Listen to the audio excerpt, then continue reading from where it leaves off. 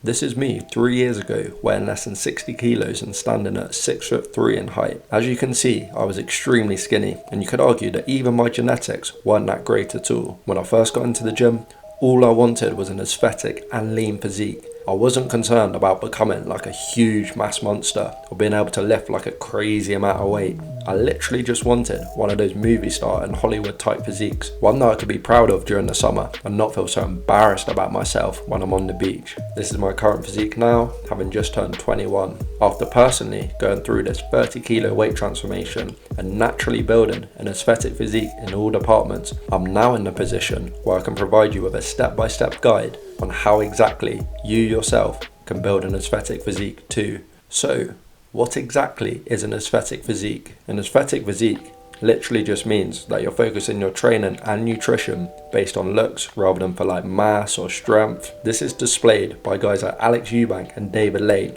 who are viewed as the kings of aesthetics. They both have pretty lean physiques that is defined in all areas with broad shoulders, great abs and that B-taper aesthetic. But just because you're training for aesthetics rather than mass doesn't mean you're small. It just means that basically you're defined, shredded, but also have a good amount of muscle mass too. So yeah, basically a beach body. Now that we know what we're aiming for, let's start off by listing the key muscle groups that create an aesthetic physique. For this list, I'd go for abs, delts, arms, chest, and then legs and back. Abs is first, as it's one of the most attractive part of the upper body. Everyone wants abs, whether you're a guy or even a girl, and it's a main defining factor for having a truly aesthetic physique. Now, I've trained abs on and off throughout my transformation, and you don't even necessarily need to train them. The most important part to achieving abs is having a low body fat percentage and just eating clean. You won't get shredded abs no matter how hard you train them if you have a high body fat percentage. For me, as I have a pretty low body fat percentage already and eat very clean, I don't typically train abs anymore. But if your abs are a real weak point and you want to build them up, here's a basic routine that I use that you can do pretty much anywhere.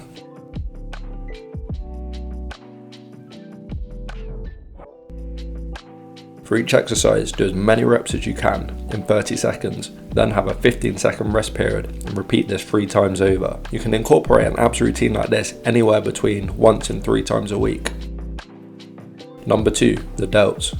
So shoulders, and more specifically the lateral delts, which basically just means the side of your shoulder. The more muscular that your shoulders are, the smaller that your waist will look, and this creates an upside down Dorito effect. Big delts can make your physique look much wider, as the lateral delts are such a small muscle group, and you can train these like 3, even 4 times a week to grow them, as they recover pretty quickly too. For this, you'll just want to be doing lateral raises with either a dumbbell or a cable machine, and honestly, the lateral delt is insane. Even after a quick pump in the gym, you'll see a massive difference in your physique. And of course, the front and rear delt are both important too. So for the front delts, you can do a shoulder press exercise, and then for the rear delts, you can do a rear delt fly. But yeah, lateral delts are definitely the most important muscle group in the shoulder for building an aesthetic physique. Moving on to number 3.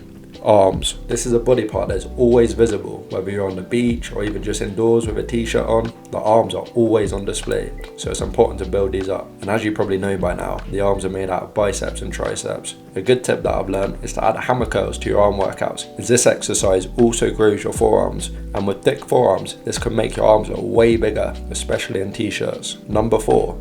Chest. The chest has got to be one of the most prominent muscle groups. You can see it through a shirt, and you could even tell if someone has a well-built chest even without seeing them topless. Having a juicy chest is great for that masculine attractive look, but specifically you want to make sure that your upper chest is built. To do this, you can use an incline chest movement such as dumbbell or barbell incline bench press.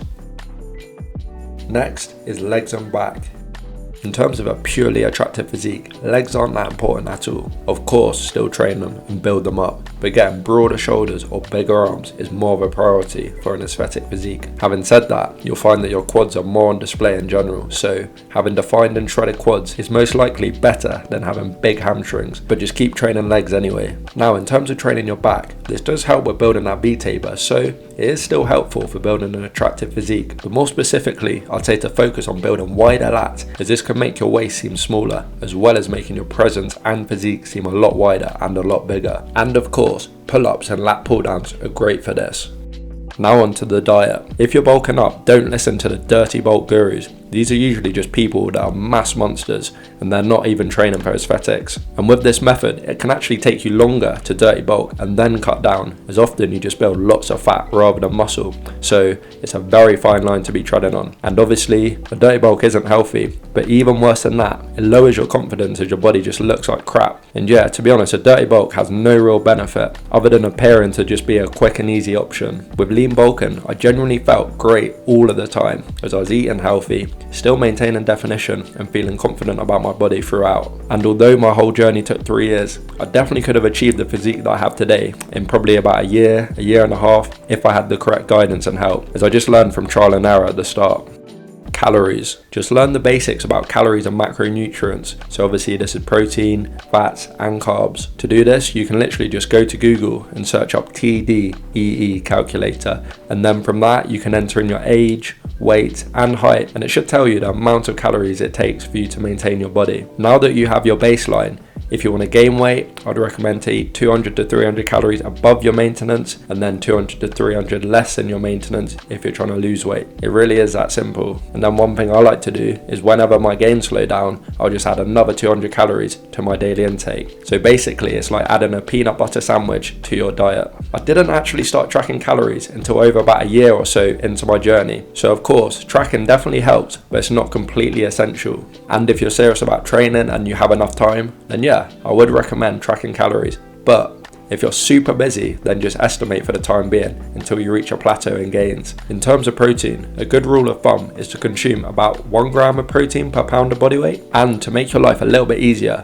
a free app that will track your protein and calorie goals for you is called MyFitnessPal. You can literally just go ahead and type in any food. In this example, I'm going for a sandwich from Subway, and it'll add up the calories and protein for you. Any type of food that you like, you can probably find it on there. After that, there's another feature which is pretty good that tells you how many calories you have remaining for the day and breaks down the macros. So that's pretty much the key points for how I made this transformation. By making this type of transformation, you're not just going to change physically, you're going to become a person who's disciplined, does things even when he doesn't feel like it, and it actually improves your mental health and overall confidence as you'll be proud of your own appearance. That's one of the best things about improving your body. It's not just the physical, but it's also the person you become in the process and the respect that you gain from both genders as well as yourself. Lastly, I'm going to share with you other tips that have helped with transforming my physique. Sleep is super underrated. Your muscles can't grow unless they have time to recover and rest, so get at least 8 hours of sleep if you can. For training tips, if you're doing a split like push-pull legs or an Arnold split, then do 3 to 4 exercises per major muscle group at max. You really don't need to be doing more than 3 to 4 exercises for muscles such as chest, shoulders or back. And then for compound lifts, you can do 3 sets of 6 to 8. And then for isolations, do 2 or 3 sets of 8 to 12 reps. Supplements. Now these aren't essential, but here are the key supplements that I'd recommend. And of course, if you're looking for high quality natural supplements, then you can go to Legion Athletics and use code Beckles for 20% off your whole order. The link is in my description. Water. Now this is so underrated. A couple weeks back, I bought this 2-litre water bowl, literally for £10 off Amazon, and this means I'll never forget to hit my 3 to 4 litres of water a day. Staying hydrated also helps with focus and reduces the chances of becoming fatigued. Motivation. Now this is a little bit of a tricky one, so what you want to do is just break down your goal into sections. And it's really a lot simpler than you think. You work out your calorie and protein goals using the online calorie calculator. Then all you need to do is do a shop at Lidl or Aldi, just because they're one of the cheapest supermarkets. Now that you have a meal plan, just buy Tupperware boxes off Amazon. These are super cheap and you can store them in the fridge or even freezer. Then you can spend one day, maybe a weekend or whenever you have free time to cook all of these meals. All in all, you should be able to cook your meals for the week in around 2 hours at max. So just your diet alone, which is probably the most important factor for building a physique, it's only taking you around 3 hours of preparation a week, that being 1 hour of doing the food shop and then 2 hours of the meal prepping. With workouts, you can try and test lots of different exercises to find the ones that you enjoy the most. Not everything has to be a set way. There's always exercises that are both effective and enjoyable. With actually finding your workout plan, when I first started working out, the first thing I did to make a gym plan was simply cross-referencing. So to do this, I started looking at multiple reliable sources, like 3 or 4 fitness influencers or coaches that are legit, have a good number of followers followers and their comment sections are positive. So for example, if every source includes like a squat in their leg day, then it's a high chance that you should also include a squat in your leg day. Of course, not every plan will work for you, but if a high majority of reliable sources are using specific methods, then it's most likely to be a good bet. So that's what I'd do as a beginner. Of course, when you get more serious, that's when I'd recommend researching more, studying online, and applying yourself in the gym. And if you're really looking to take your physique to another level, with training and nutrition plans tailored completely to your lifestyle and preferences, as well as the weekly one-to-one check-ins and mentorship, then you can head to the first link in my description to apply for one-to-one online coaching with myself. Finally, I'm going to leave you with a table with all my other tips. And that brings us to the end of the video. I hope that's been helpful for you guys, and as always, thank you for watching. Drop a like, drop a subscription, and until next time.